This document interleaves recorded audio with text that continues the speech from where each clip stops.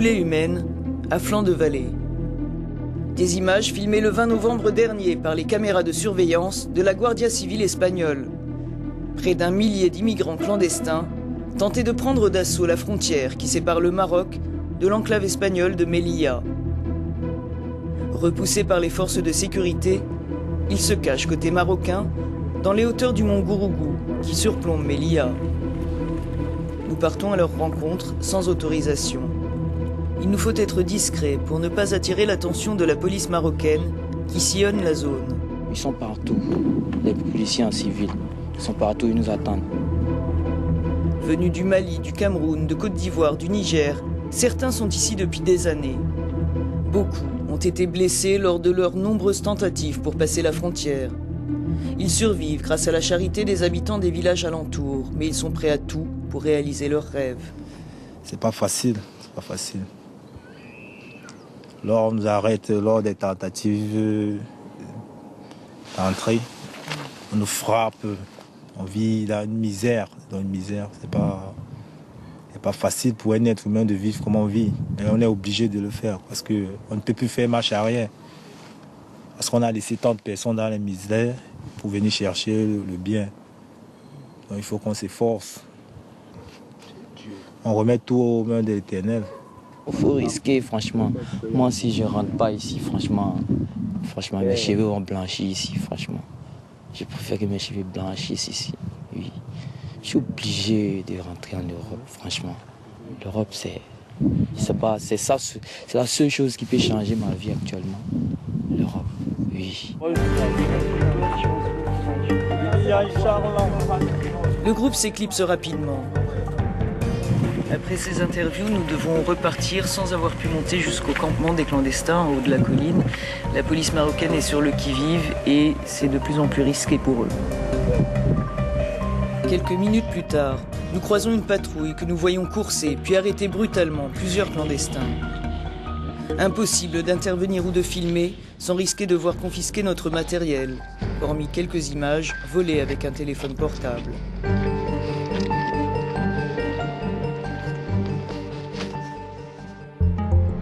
Minuscule territoire de 12 km², Melilla, avec l'enclave voisine de Ceuta, est le seul point de passage terrestre entre l'Afrique et l'Europe.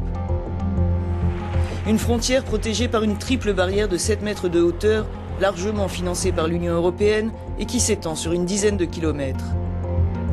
L'ajout de barbelés truffés de lames de rasoir au sommet du grillage doit rendre ce mur rempli de capteurs, de radars et de caméras toujours plus infranchissable. Le 17 septembre dernier, des centaines de clandestins en étaient venus à bout lors de cet assaut spectaculaire. Beaucoup avaient été arrêtés et renvoyés au Maroc par la Guardia Civile. Une centaine était arrivée jusqu'au centre de rétention temporaire des migrants de Melilla, le CETI. Prévu pour quelques 500 personnes, il en accueille près du double. Tout migrant qui parvient à Melilla doit en théorie y être envoyé par la Guardia Civile.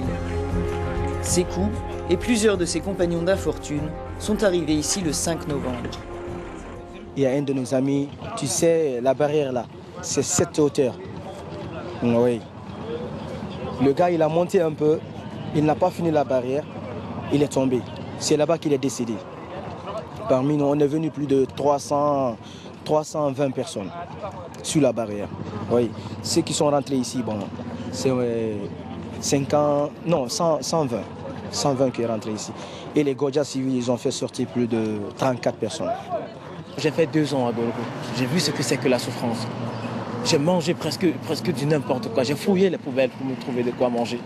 Donc aujourd'hui, quand je suis en train de parler, j'ai mal. Et je pense à mes frères qui sont de l'autre côté. Dieu m'a béni, merci Seigneur, si je suis là. Et je suis bien traité. Et vraiment, je promets à ma famille, à mes amis, de me battre pour eux. Je vais tout donner, quel qu'en soit le boulot qu'il faudrait faire de ce côté, pour assurer mon avenir et celle de mes enfants, je le ferai. Moi, je viens du Mali, raison pour laquelle je suis sorti dernièrement par rapport à la guerre. Je suis orphelin de père et de mère, j'ai juste une petite soeur qui me suit. Puis le frère que j'avais aussi est parti pendant ces massacres. Donc je suis sorti comme un sacrifié. Je n'ai pas peur de la mort. Pour l'Europe quand même, je n'ai pas peur de mourir. Quand ils ne passent pas par la barrière ou la mer, Certains tentent leur chance via la frontière de Beni Ensar, où quelques 30 000 personnes font chaque jour l'aller-retour entre le Maroc et Melilla. Les véhicules sont passés au peigne fin. Ces capteurs décèlent la respiration humaine. Tous les moyens sont bons pour tenter de passer, comme le montrent ces images de la police espagnole. Pour le représentant du gouvernement espagnol à Melilla, l'Europe doit mieux coordonner sa politique d'immigration. Je voudrais que l'Union européenne s'implique plus dans le contrôle, non pas de la frontière entre le Maroc et l'Espagne, mais de la frontière entre le Maroc et l'Europe, que constituent Ceuta et Melilla. C'est également nécessaire de coopérer beaucoup plus avec les pays d'origine. Et avant tout, à mon avis, de faire face une fois pour toutes aux mafias.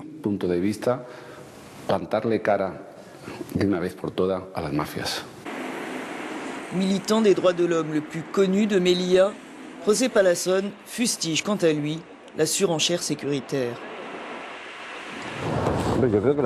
Je crois que la politique européenne d'immigration est un désastre total. Elle ne sert à rien, sauf à provoquer de la souffrance et des morts. On a mis des barbelés et tout ça. On peut mettre toujours plus d'obstacles contre les immigrants. Ils continuent de passer. On parle beaucoup de mafia, mais ce qui arrive, c'est qu'on fait monter le prix qu'il faut payer pour entrer. C'est-à-dire que loin d'en finir avec le problème de l'immigration, on est en train de le promouvoir. Le lendemain, nous retrouvons plusieurs de ceux que nous avons rencontrés au CETI. Ils sont venus se faire enregistrer au commissariat central de Melilla. Une étape préalable, espère-t-il, à un départ vers la péninsule ou un autre pays d'Europe. Ça fait 1h30 qu'on est sous la pluie à attendre un laissez-passer pour aller à Madrid ou à Barcelone. On ne sait pas si on pourra voyager aujourd'hui. On prie Dieu pour qu'il fasse quelque chose pour nous bientôt et pour que l'Union européenne nous aide. On souffre pour ça. Sous la pluie battante, tous nous demandent de venir en aide à leurs camarades restés dans la forêt de Gourougou. Nous décidons de leur rendre une autre visite. Ils nous montrent l'une des caves où ils dorment, dans la pluie et le froid. Certains ont tenté de franchir la barrière la nuit même, sans succès. D'autres ont été arrêtés. Le découragement les gagne. On ne vient pas ici parce qu'on aime trop les héros, parce qu'on veut chercher juste quelque chose pour aider notre famille. Moi, je ne parle pas personnellement, je ne parle pas faire 20 ans en Europe, 15 ans. Moi, je pars en Europe. Si je trouve un fonds pour rentrer chez moi, faire du commerce, je veux le faire. L'Europe, pour moi, ça peut me donner une chance encore dans ma vie. Parce que là, je n'ai pas de chance, zéro chance, sans vous mentir, zéro chance. Ça peut me donner une chance. Là-bas, nous, on reconnaît le droit de l'homme. Même s'il y a du racisme, nous, on peut se porter. Si on a tout vu, si on a craché sur nous, si on a tout fait, tout ce que je veux, c'est réussir ma vie.